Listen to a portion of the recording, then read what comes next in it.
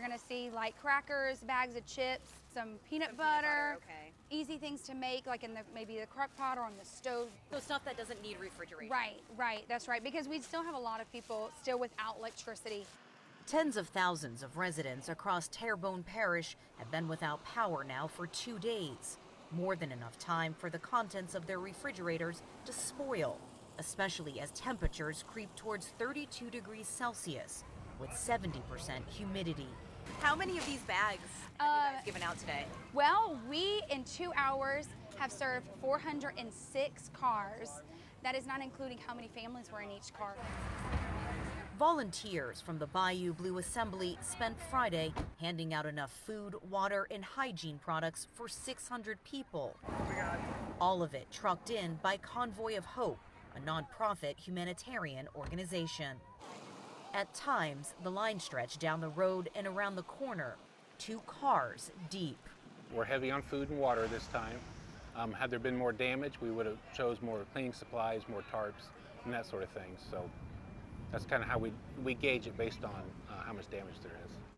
Response manager Mark Epps says the organization gets busier by the year as storms become more frequent and more intense.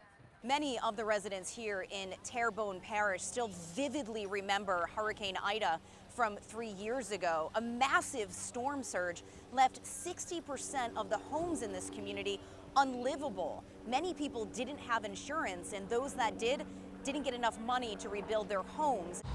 Some are just now, 3 years later, getting into their homes, getting their roofs fixed, getting those things done, working overtime, doing second jobs, doing everything they could do to try to fix their stuff.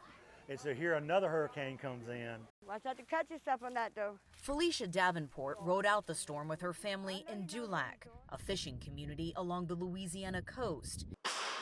She and her husband were still in the process of repairing damage from Ida when Francine hit, ripping off part of their roof and destroying their ceiling. We were still repairing the floors and stuff like that. We in a rental house, we don't even have renters insurance, so the last Hurricane Ida, we got the $500 everybody got, and that was it. Even with the waters now receded, many in this community feel like they have their heads still just above water. Toni Waterman, CGTN, Terrebonne Parish, Louisiana.